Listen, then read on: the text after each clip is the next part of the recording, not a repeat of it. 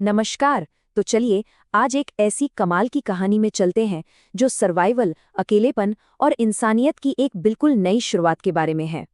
सोचिए जरा, क्या हो अगर इस पूरी दुनिया में सिर्फ एक ही इंसान जिंदा बचे।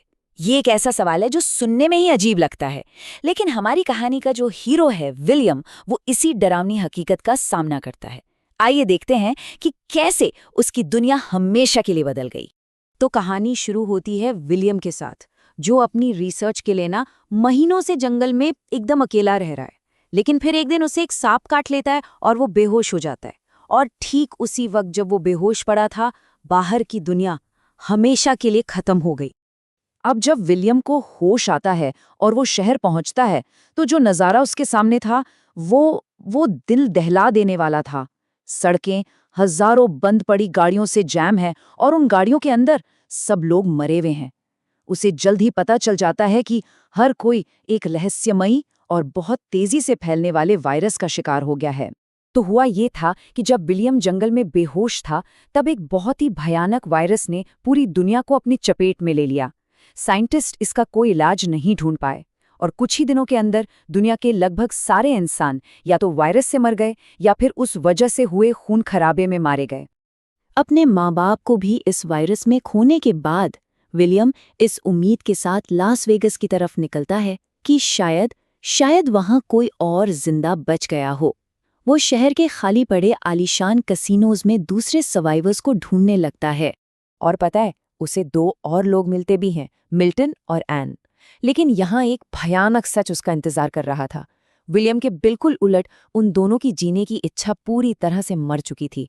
एन ने एक वीडियो कॉल पर अपने पति और बच्चे को मरते हुए देखा था और उस सदमे ने उनकी सारी उम्मीदें छीन ली थी।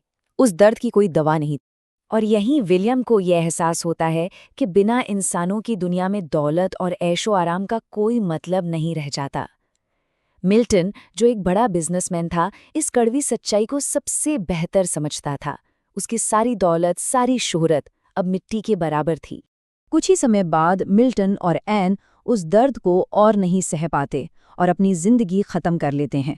और विलियम फिर से पूरी दुनिया में अकेला। जब वो भी हिम्मत हारने ही वाला होता है, ठीक तभी उसे उम्मीद की एक छोटी सी किरण दिखती है। एक कुत्ता जिसका नाम वो लकी रखता है। 1 साल गुजर जाता है। विलियम और लकी साथ में रह रहे हैं, लेकिन एक इंसान के साथ की कमी उसे हर पल खल रही है। फिर एक दिन उसे दूर एक घर से धुआं उठता हुआ दिखाई देता है। जिंदगी का एक नया संकेत। वहां विलियम की मुलाकात होती है एमा से, जो उसकी तरह ही एक सर्वाइवर है। और अब ये कहानी सिर्फ जिंदा रहने की नहीं रहती। वे दोनों मिलकर एक नई जिंदगी की शुरुआत करते हैं, जंगली जानवरों और चूहों के आतंक जैसे नए खतरों का सामना करते हुए एक घर बनाते हैं। अपने बच्चों के जन्म के साथ ही विलियम और एमा को ये एहसास होता है कि वो एक नई मानवता की नींव है। अब उनका मकसद सिर्फ सरवाइव करना नहीं, बल्कि दूसरों को ढूंढना और एक नया समाज बनाना है। अगले 2 दशकों में शहर की एक बड़ी दीवार पर पेंट किया गया उनका पता एक उम्मीद की किरण की तरह काम करता है और दूसरे सर्वाइवर्स को उनकी तरफ खींच लाता है।